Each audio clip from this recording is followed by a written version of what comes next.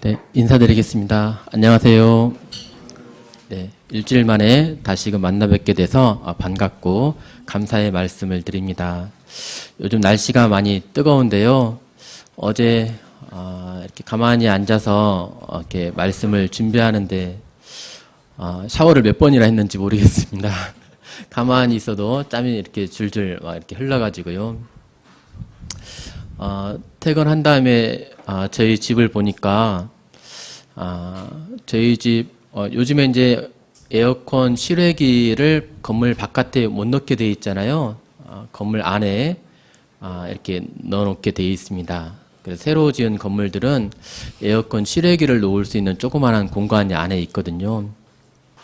이 실외기 창 제가 저희 집이 이제 16층인데 저희 집에만 실외기 창이 닫아져 있는 거예요.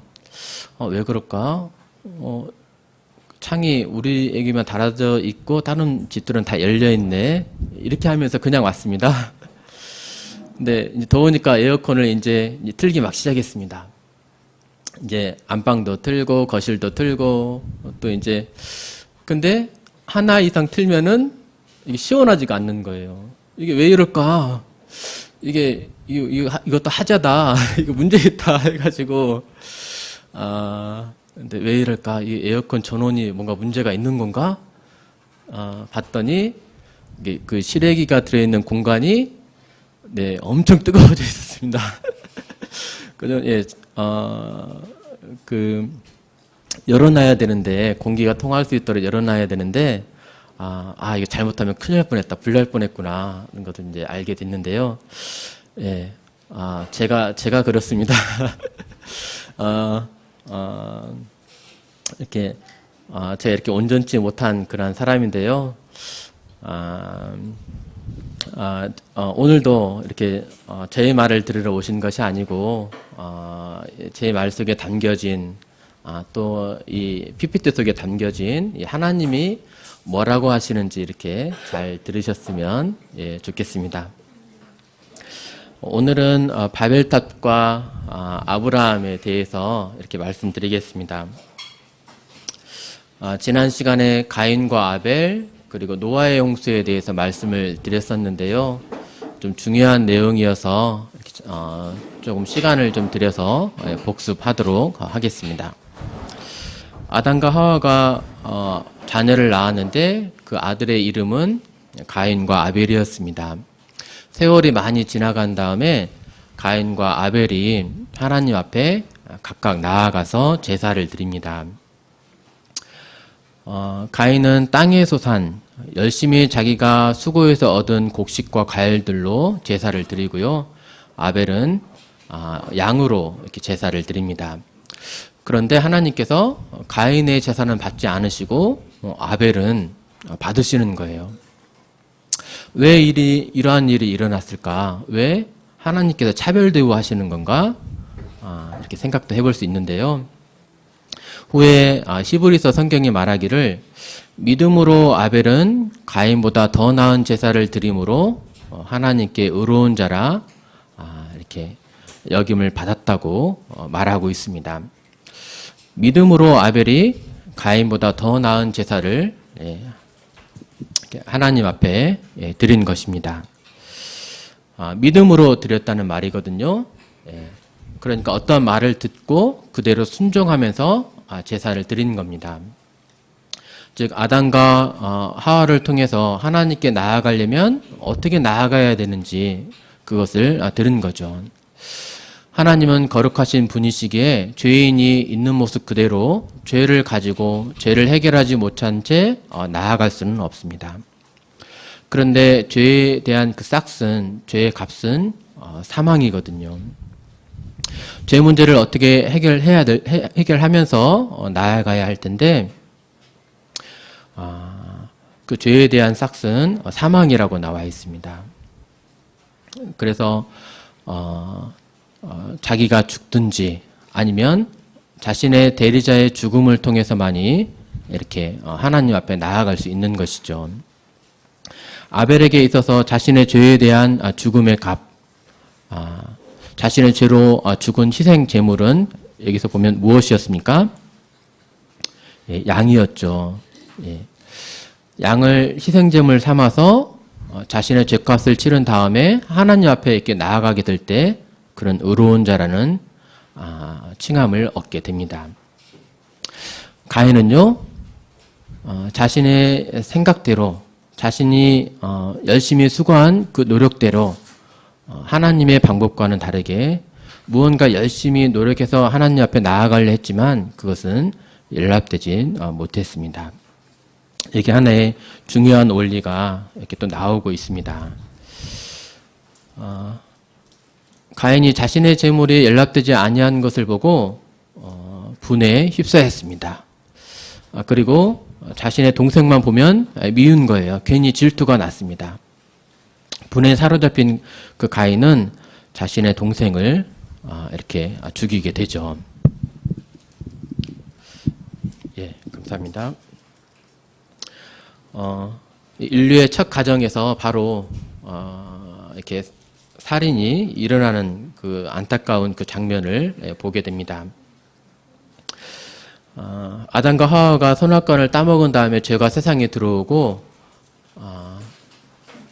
그 죄로 인해서 이렇게 바로 살인 사건이 이렇게 나게 된 것을 보게 됩니다. 죄가 세상에 들어온 다음에 그 이후에 시간이 1500년 정도 흘렀습니다. 어떻게 되었을까요? 죄가 세상에 가득할 대로 정말 가득 차고 넘치게 되었습니다. 하나님께서 세상을 보시기에 이건 도저히 그만 놔두고 볼 수가 없는 그러한 지경에 이르게 된 것입니다. 그래서 하나님께서 이 세상을 심판하시기로 이렇게 작정하시죠. 이때 하나님의 심판의 방법은 물을 통한 홍수 심판이었습니다. 물을 통해서 온 세상의 생명체들을 다 쓸어버리기로 이렇게 하신 것이었습니다. 그런데 이 노아는 여호와께 은혜를 입었다라는 그런 말이 나오거든요. 이 노아는 하나님께 은혜를 입어서 방주를 만들게 되고 씨를 보존하기 위해서 암수 한 상씩 이렇게 동물에 사는 동물들을 땅에 사는 동물들을 이렇게 방주에 이렇게 싣게 되면서 홍수를 이렇게 면하게 되죠. 대홍수에 대한 증거들을 지난 시간에 말씀드렸었는데요. 저도 이렇게 공부하면서 참 재미있더라고요. 다시 한번 좀 살펴보겠습니다. 지금 보는 사진은 이제 그랜드 캐년 지층을 가장 잘 볼 수 있는 곳이에요. 지층이 보면 깊이가 한 1.6km 정도 됩니다. 어마어마한 그런 이제 계곡인데요. 보면 지층이 이렇게 수평 반듯하게 이렇게 되어 있습니다. 떡시르를 이렇게 쌓아 놓은 것처럼 이렇게 수평하게 이렇게 되어 있습니다. 진화론자들이 말하기를 30cm가 쌓이려면 한 5,000년이 걸린다고 합니다. 그러면 여기서부터 이 끝까지 깊이가 1.6km 정도 되니까 수천만 년이 흘러야 이렇게 쌓을 수가 있는 거예요. 그런데 그런 세월의 흔적이 전혀 보이지 않습니다.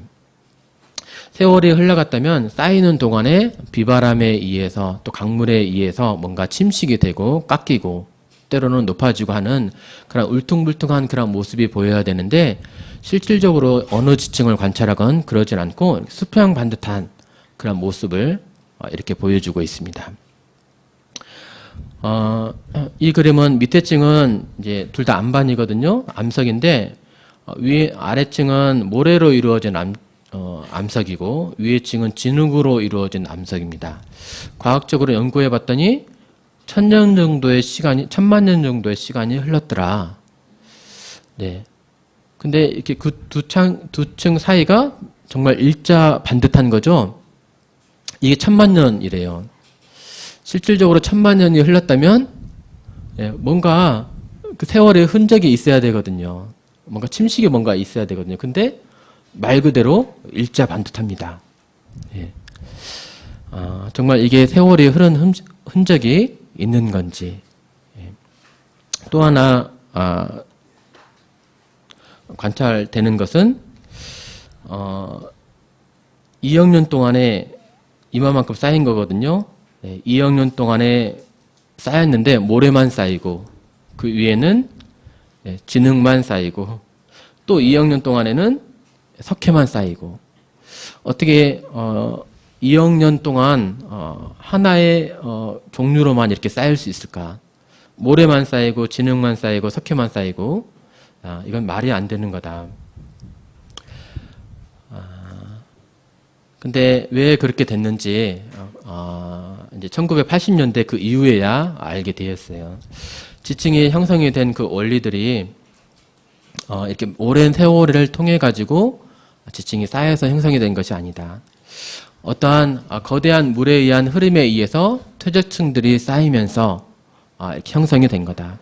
근데 거대한 물에 의해 이렇게 쌓이게 될 때에 알갱이 입자별로 굵기별로 분류되어지면서 쌓이는 것을 과학적인 실험을 통해서 이렇게 알게 되었습니다. 2주 전쯤에 일본에 많은 폭우가 내렸죠.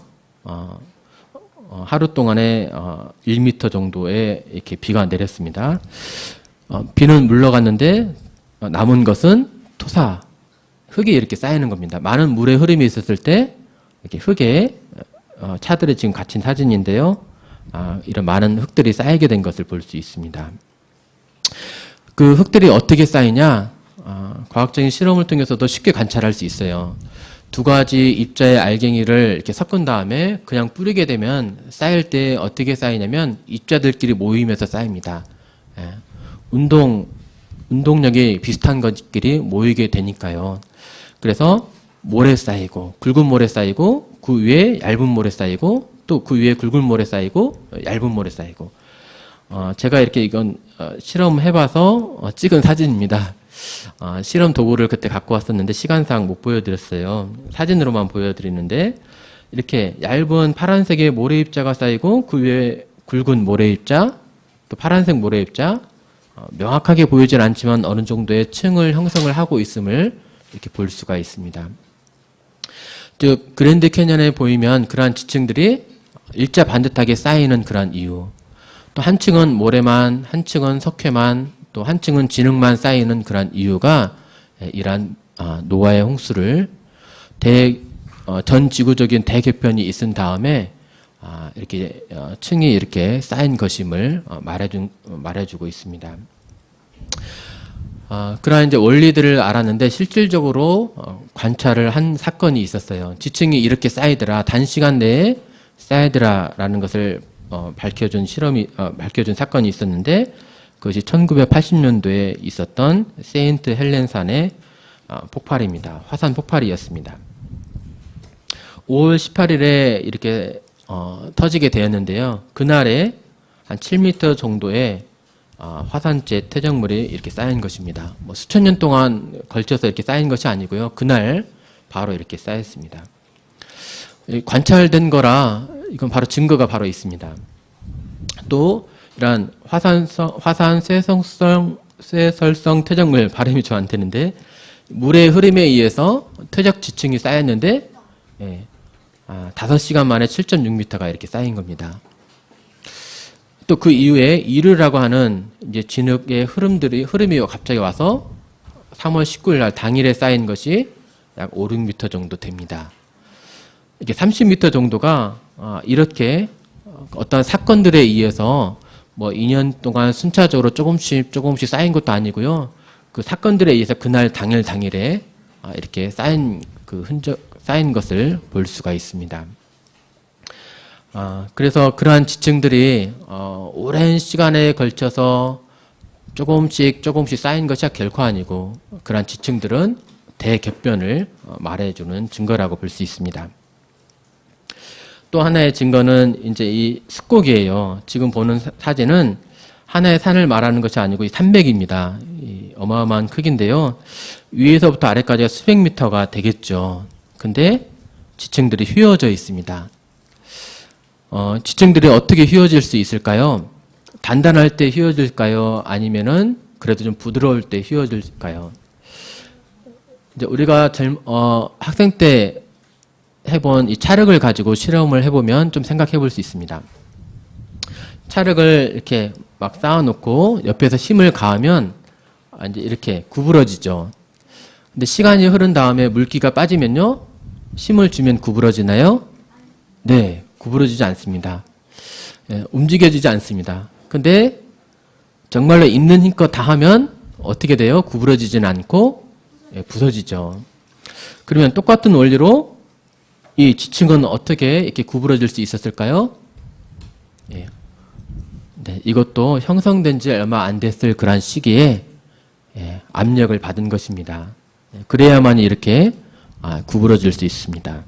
그러면 똑같이 아래에 있는 지층과 위에 있는 지층의 시간이 얼마 되지 않았다는 그런 증거도 예, 됩니다. 이것이 오랜 시간에 걸쳐서 이렇게 쌓아졌다면 아래 지층은 압력을 받았을 때 단단해져 있었을 거고 예, 부서져야 되는 거거든요. 근데 똑같이 구부러졌다는 얘기는 둘 다 부드러웠다는 얘기고 형성된 그런 시간이 얼마 되지 않았다는 그런 증거가 되겠습니다. 그 다음에 화석이 어떻게 생기는지 그것도 하나의 노아의 홍수의 증거라고 말씀을 드렸는데요. 과학자들이 연구를 해보니까 어떤 한 시기에 그전에는 화석이 거의 없었어요. 근데 갑작스럽게 캄브리아기 시기에 이렇게 화석들이 많이 증가합니다. 어떻게 이러한 일이 일어날 수 있을까? 과학자들의 진화론을 믿는 사람들의 해결되지 않는 그런 의문인데요. 화석의 생성 원리를 보면 교과서에는 이렇게 되어 있습니다.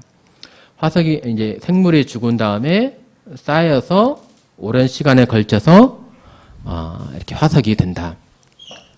오랜 시간에 걸치면서 묻혀지게 돼서 화석이 정말 될까요? 우리가 관찰하는 것은 이렇습니다. 물고기가 죽으면요, 옆에 있는 물고기가 달라붙게 되고 분해되어서 없어집니다. 오랜 시간에 걸쳐서는 그냥 분해되어서 없어지지 화석이 만들어지지 않습니다. 화석이 만들어지는 그러한 원리는 살아있을 때 아니면 적어도 부패하기 얼마 안 됐을 때에 갑작스럽게 이러한 흙이 덮어져서 그 모양과 형태를 유지를 하는 것입니다. 그래서 압력을 받게 되었을 때에 화석이 생기는 것입니다.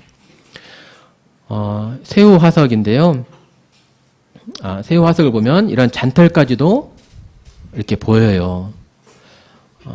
선명하게 그려놓은 듯하게 이러한 새우 화석이 있는데요. 그러한 말은 오랜 시간이 지나지 않았다는, 묻혔을 때에 오랜 시간이 지나지 않았다는 것을 방증하고 있습니다. 이러한 화석도 이제 뭐 수천만 년, 뭐 수억 년, 뭐 이렇게 과학자들은 지났다고 말을 하지만 실질적으로 새우 모습 그대로입니다. 지금 우리가 보는 새우 모습 그대로예요. 화석은 진화되지 않았다는 것을 말해주고 있어요. 예. 어떤 화석을 보든지 다 지금 모습 그대로의 그러한 모양을 가지고 있지 어떤 진화된 그런 중간 단계의 화석을 보여주고 있지 않습니다. 네. 그런 이러한 이제 화석의 증거가 바로 이제 노아의 홍수에 대한 엄청난 전 지구적인 대객변에 의해서 대홍수에 의해서 토사가 쌓이게 되고 그 이후에 화석이 이렇게 많이 생겼다는 것을 우리는 유추해 볼 수가 있습니다. 그리고 전 세계에 걸쳐서 이런 대홍수에 대한 전설들이 많이 있어요. 이제 200개가 넘는 그런 홍수 설화들이 이렇게 보여지는데요.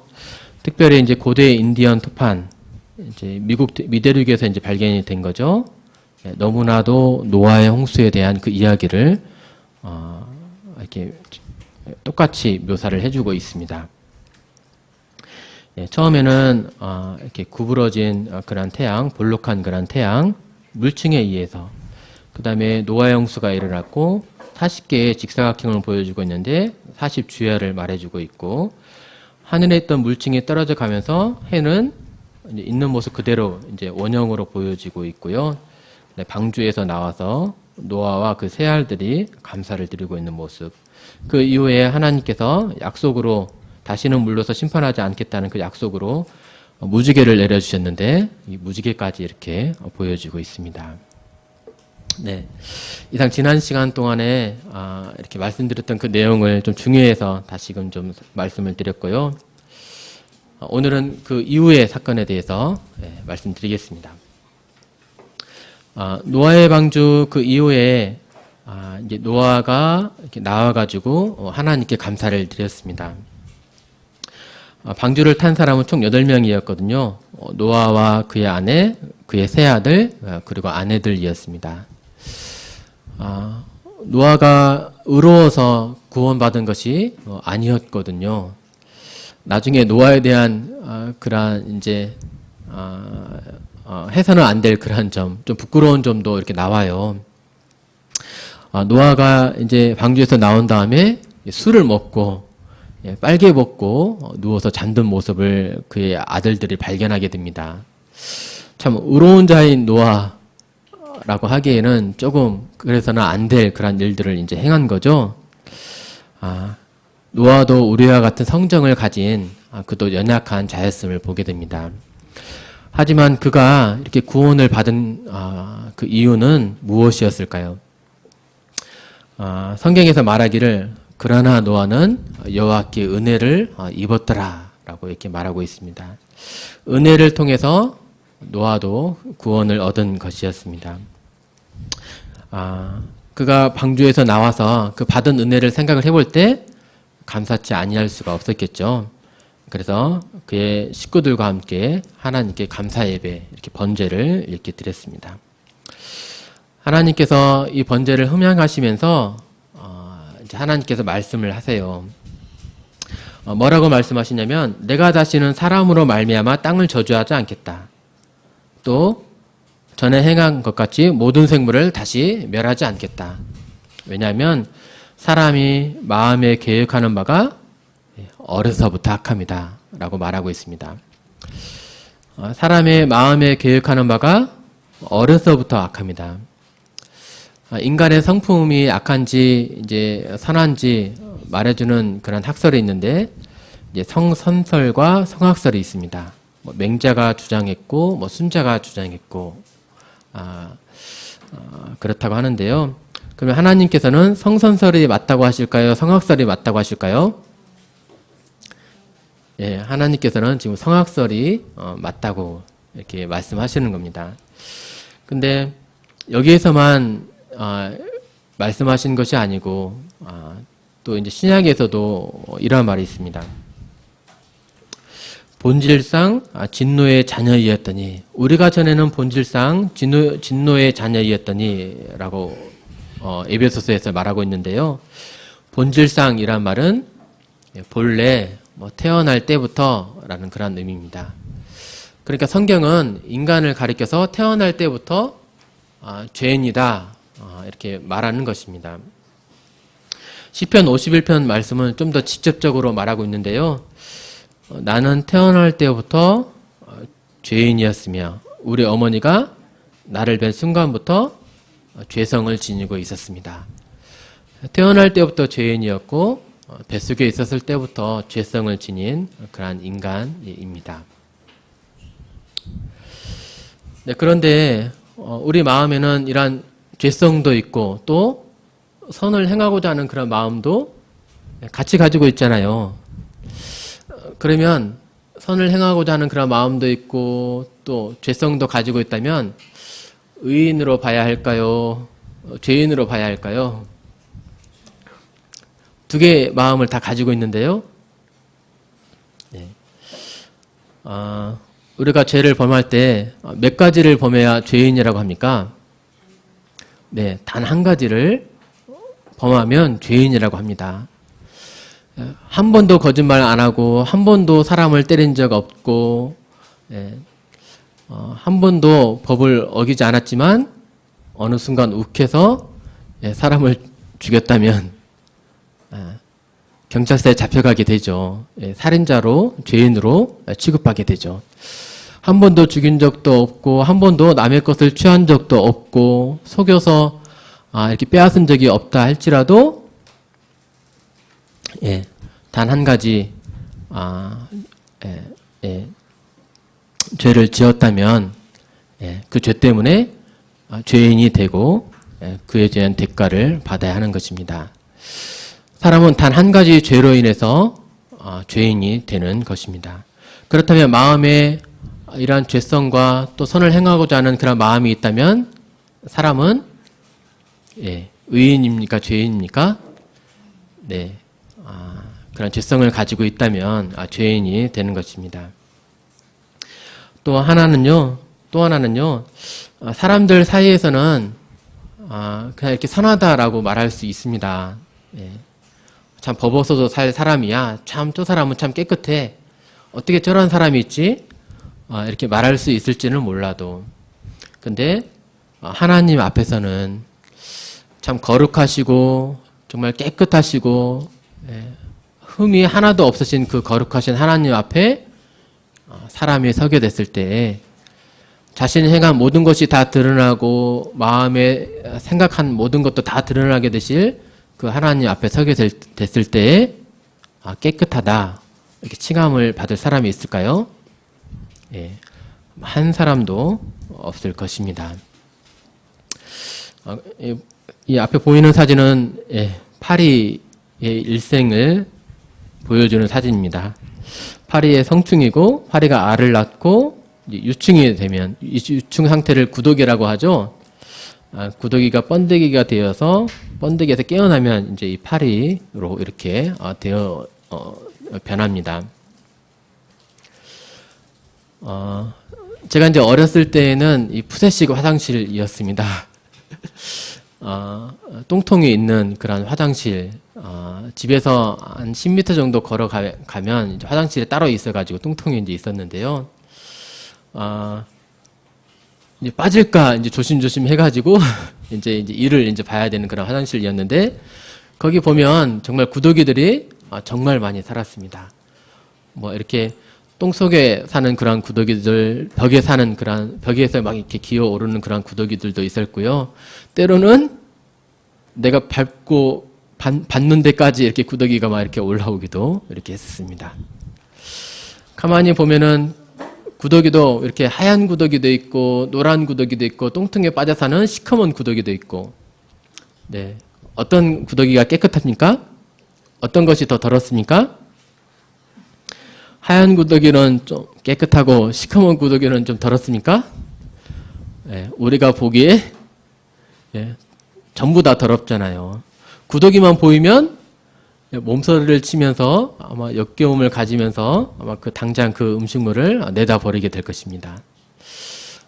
그런데요, 인간을 보시기에 하나님이 구더기와 같다 이렇게 말씀하시는 거거든요. 하나님의 눈에는 달도 명랑치 못하고 별도 깨끗이 못한데 하물며 벌레인 사람 구더기인 인생이랴 이렇게 말씀하고 계십니다. 하나님의 눈에는 이처럼 인생이 참 더러운 죄인임을 이렇게 말씀하고 계시는 겁니다. 이제 노아가 이제 방주에서 내려서 이제 새 아들이 자녀들을 낳고 새 아들이 이제 이동을 하게 되면서 자손들을 번식합니다. 생육하고 번성하여 땅에 충만하라는 것은 하나님의 명령이었습니다.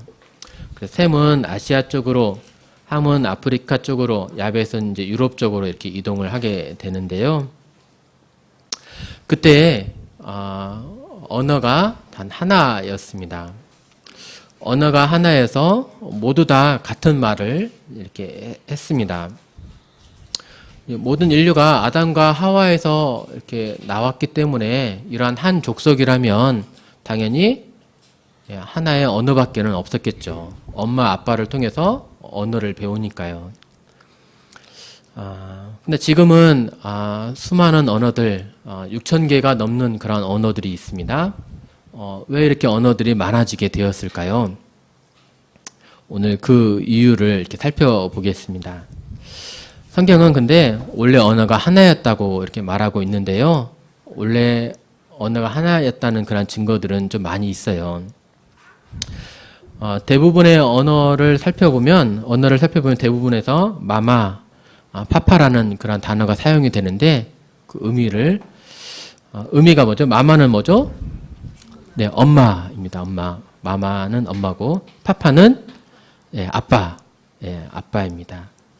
대부분의 언어에서 이 마마와 파파가 이렇게 가지고 있는데 의미도 비슷해요. 예. 마마가 엄마, 파파가 아빠를 가리키는 것처럼 아주 가까운 친족을 나타내는 의미로 지금도 사용하고 있다는 것입니다. 이 말은 무슨 말이냐? 이것이 우연이 아니고 동일한 어원을 갖고 있다는 그런 말입니다. 어원을 가지면서 여러 개의 이런 언어들로 파생이 되어졌다는 그런 증거입니다. 그러면 동일한 어원을 갖고 있다면 그 옛날 그 이전에는요, 예, 언어가 하나였다는 그런 증거가 되죠. 비슷한 단어들 이외에도 원래 인류의 언어는 하나였다는 그런 과학적인 연구 결과들은 이렇게 많이 나옵니다. 사람들이 이제 동쪽으로 이동해서 이제 바벨탑이라고 하는 탑을 쌓으면서 이 바벨탑에서 이제 언어가 나와지게 되는데요. 그 바벨탑을 쌓은 곳이 이제 시날 평지 였습니다. 지금의 이제 이라크 땅입니다. 이 시날 평지 이제 바벨로니아라고 불리는 지금의 이라크 지역인데요. 거기서 이제 사람들이 모이면서 뭐라고 말을 했냐면 성읍과 탑을 건설해서 그 탑 꼭대기를 하늘에 닿게 하여 우리의 이름을 내고 온 지면에 흩어짐을 면하자 이렇게 하면서 이제 탑을 이제 쌓습니다. 탑 꼭대기를 아주 높이 쌓는데 하늘에 닿기까지 이제 탑을 이제 쌓는 겁니다. 왜 하늘에 닿기까지 탑을 쌓으려고 했을까요?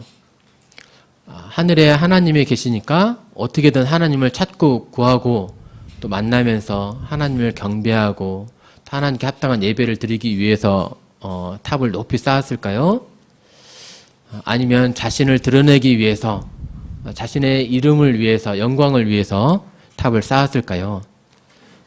네, 말을 끝까지 읽어보니까 하나님께 영광을 돌리는 것이 아니고 자신의 영광을 위해서 또 자신이 하나님처럼 되고자 하는 그래서 하늘에 한번 올라보고 싶은 그런 마음으로 이렇게 탑을 쌓은 겁니다. 즉 탑을 하늘에까지 쌓겠다 이 말은 하나님의 권위에 대한 그런 인간의 도전을 나타내는 표현입니다. 우리가 하늘에 또 앉겠다는 그런 의미이죠. 그리고 우리 이름을 내겠다라고 했는데요. 하나님께 영광을 돌리는 그러한 것이 아니고 그 영광을 자신이 받겠다. 자신의 영광을 취하겠다는 그런 의미입니다.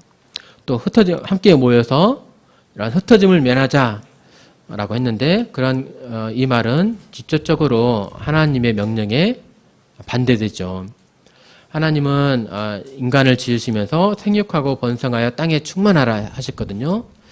또 노아의 방주에 나오면서 두 번 연거푸 생육하고 번성하여 땅에 충만하라 이렇게 말씀하셨습니다. 그건 명령이었는데 그 명령을 직접적으로 이렇게 어긴 것입니다. 하나님이 자신의 대항에서 이렇게 하늘 탑을 높이까지 쌓은 그런 인간들의 모습을 보면서 또 어떻게 하셨냐면 그때 이제 언어를 이제 나누신 거예요. 사람들을 혼잡하게 이렇게 하신 것입니다. 그래서 그 도시 그 지역의 이름이 혼잡이란 의미의 바벨이 되는 겁니다.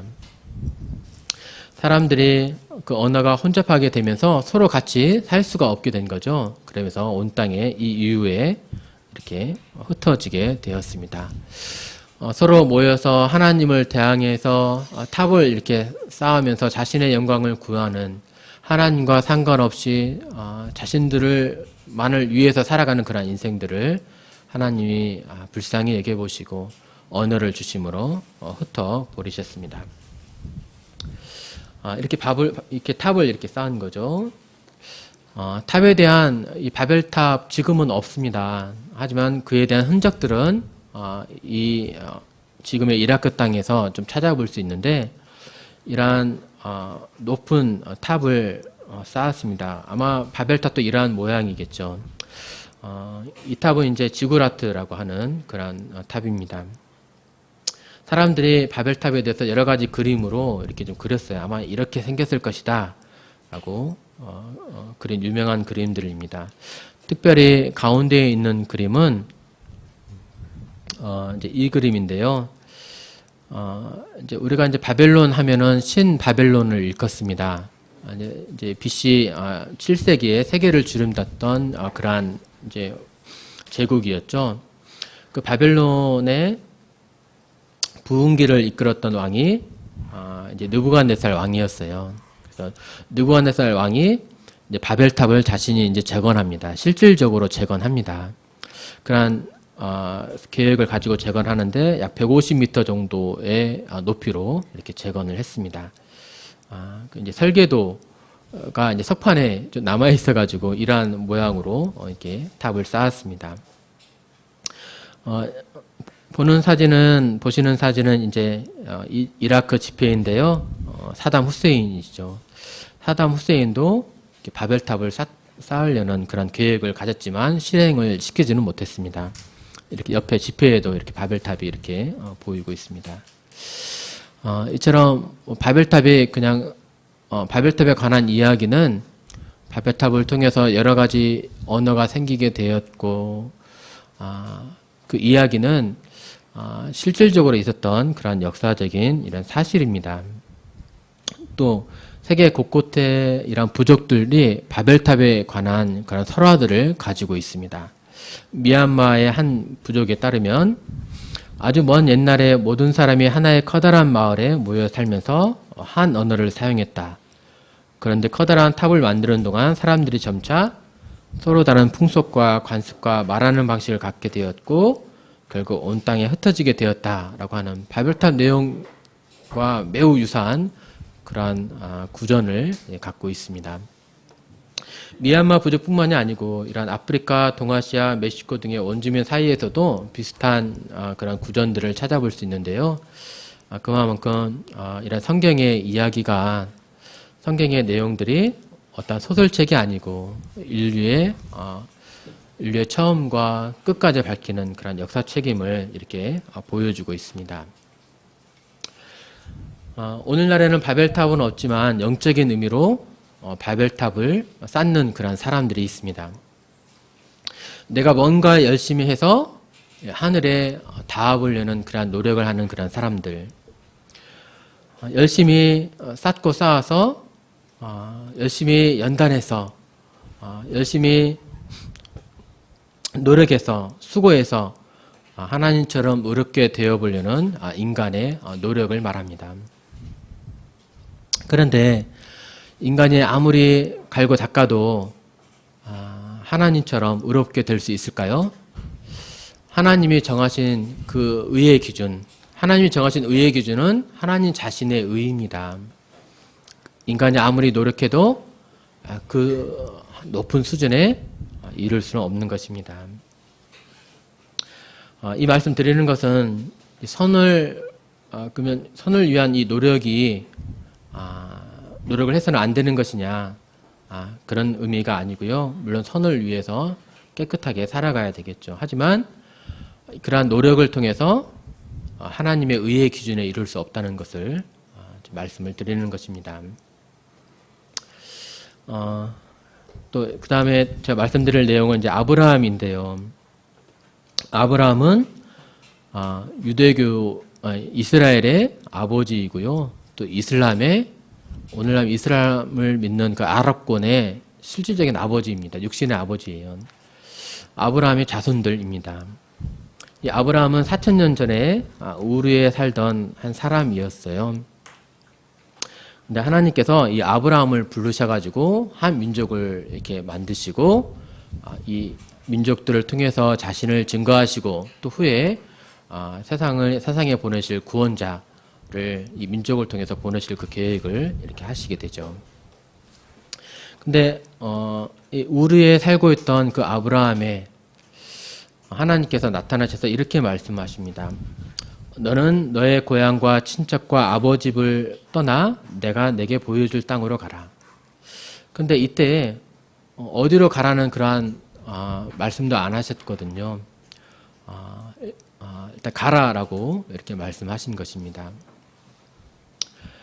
이 당시에는 시족 사회였습니다. 그래서 친족들끼리 부족을 이루고 이 부족을 이루어서 서로 보호막을 삼아서 치안을 지키고 안전을 지키고 그러면서 사는 그러한 족장 시대였어요. 그래서 이 시족을 떠나게 된다면 이 보호막을 떠나게 된다면 울타리를 안전을 보장받을 수 없는 그러한 시대였습니다. 여기서 근데 하나님께서 말하길 자기가 살고 있는 이 고향 우르만 떠나면 되는 것이 아니었습니다. 또 친척도 떠나야 됐습니다.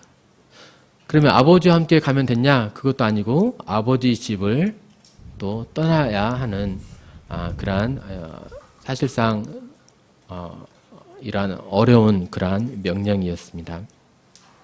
근데 아브라함은 하나님의 말씀에 순종해서 처음에 갈 바를 알지 못했지만 하나님께서 인도하신 그 땅, 가나안 땅, 지금의 이스라엘 땅이 되겠습니다. 여기까지 이렇게 가게 되죠. 약 2,000km 정도나 되는 그런 거리였는데 이렇게 아마 이러한 모습으로 이렇게 가게 되었을 것입니다. 가나안 땅에서 하나님께서 아브라함에게 여러 가지 약속들을 이렇게 하십니다. 너 있는 곳에서 북쪽과 남쪽, 동쪽과 서쪽을 바라보라. 보이는 땅을 내가 너와 내 자손에게 주리니 영원히 이르리라. 이렇게 하셨습니다. 이 지금의 이스라엘 땅, 이 팔레스타인 땅을 아브라함과 그의 자손들에게 영원히 주겠다. 이렇게 말씀하신 거예요. 나중에 자손들이 이제 이 유다 왕국을 이렇게 세우게 되죠. 하지만 유다 왕국이 하나님 앞에 범죄함을 통해서 내어 쫓김을 받습니다. 아예 흩어버리십니다. 하나님께서. 그리고 또 다시 또 모아지게 되고 이제 AD 70년경에 다시금 이렇게 또 흩어버리게 되거든요. 그래서 디아스포라 유대인이 이렇게 되어 그런 말이 이제 나오는데요. 근데 다시금 이 유대인들이 다시금 이제 1948년도에 다시금 나라를 세우게 돼요. 1900년 동안이나 나라를 잃었음에도 다시금 나라를 세운 그 이유가 여기에 나옵니다. 왜냐하면 그 땅의 원래 주인은 이렇게 아브라함과 그의 자손들이기 때문입니다. 하나님께서 이때부터 그 땅을 너와 내 자손에게 영원히 주리라라고 말씀하셨기 때문입니다. 또 무엇을 말씀하셨냐면 네 자손들이 하늘의 무별처럼 많게 될 것이다 이렇게 말씀하셨습니다. 수백 수천만 명의 이러한 자손들을 아브라함이 이제 얻게 되죠. 그리고 아브라함에게 또 이러한 말씀을 하세요. 아브라함이 여호와를 믿으니 여호와께서 이를 그의 의로 여기셨습니다.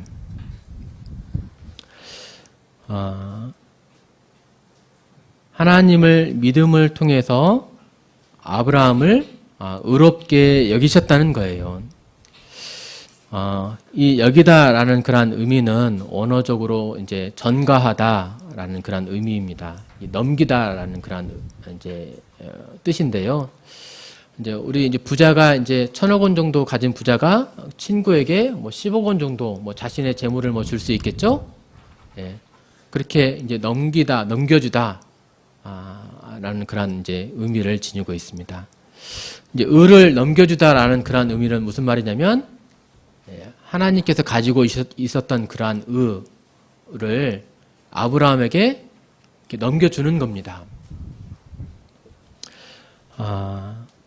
아브라함이 원래 그만큼 의로운 자였습니까? 아브라함도 또 보면 또 연약한 자입니다.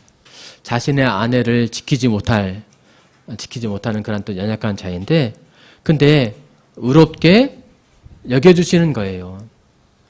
여기다라는 그런 말에서 알 수 있듯이 원래는 그만한 자가 아니었는데, 의로운 자가 아닌데 그렇게 여겨주시는 겁니다. 하나님의 의를 아브라함에게 이렇게 주시는 겁니다. 이 믿음으로 말미암아서 의롭게 되는 이 원리, 성경에서 곳곳에 나오고 있습니다. 율법의 행위로서가 아니고 그리스도를 믿음으로써 의롭다함을 얻으려 함이라. 그리스도는 이제 구원자라는 그런 말이거든요. 믿음으로써 의롭다함을 얻는다는 그런 말씀. 또 믿음으로 말미암아 의롭다함을 얻게 하려는 그런 말씀. 이 아브라함이 하나님을 믿음에 이 믿음을 의로 여기셨다. 창세기에서부터 나온 그 말씀이 계속해서 성경에서 곳곳에 이렇게 나오고 있는 것을 찾아볼 수 있습니다. 아브라함은 이처럼 믿음으로 의롭다함을 얻었고요. 아벨은요, 믿음으로 아벨은 가인보다 더 나은 제사를 드림으로 하나님 앞에 의롭다라는 증거를 얻습니다. 믿음으로 하나님의 방법대로 이렇게 제사 드림으로써 아벨이 의롭다라는 그런 사람이 된 것입니다.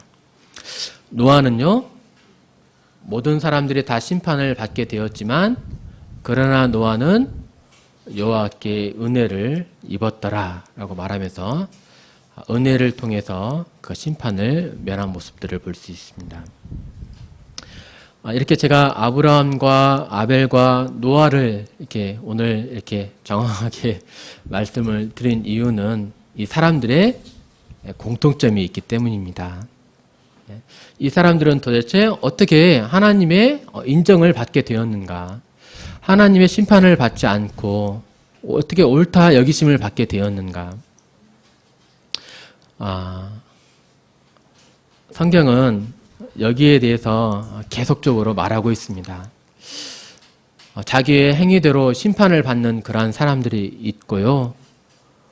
어떠한 하나님의 은혜를 받음으로 하나님의 믿음을 통해서 이렇게 하나님의 의를 갖게 되는 의롭다 여김을 받는 그러한 사람들의 무리가 있습니다. 아브라함을 믿음의 조상이라고 하거든요. 조상이라는 말은 먼저 된 자라는 그런 의미죠. 아브라함이 그랬던 것처럼 지금도 믿음을 통해서 의롭다 칭함받는 자들이 있다는 그런 말입니다. 어떻게 믿음으로 의롭다, 하나님 앞에 옳다 이렇게 여기심을 받을 수 있을까요? 나 믿어, 나 믿지. 사실 그건 믿는 것은 아니거든요. 믿음은 분명한 대상과 무엇을 믿는지에 대한 분명한 내용이 있어야 됩니다. 앞으로 연대기 시간 동안에 이 내용들에 대해서 제가 차근차근히 이렇게 말씀드리도록 하겠습니다. 계속해서 참석해 주셔서 꾸준히 말씀을 들어보시면서 이렇게 하나님의 축복을 받는 여러분들 되시길 바랍니다. 네, 감사합니다.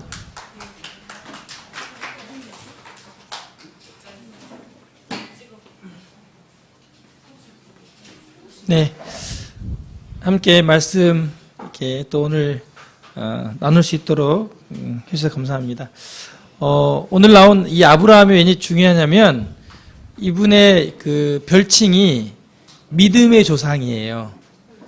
그러니까 흑인종의 조상, 백인종의 조상들이 있잖아요.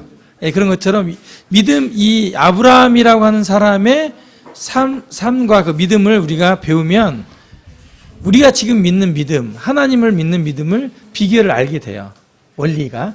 그렇기 때문에 이분의 생애가 굉장히 중요하다 합니다. 오늘 말씀 마쳤는데 마침 이제 제가 기도하고 마칠 건데요. 주일학생들은 좀 남아주시면 좋겠습니다. 함께 기도하고 오늘 연대기 말씀 시간 마치겠습니다. 기도하겠습니다.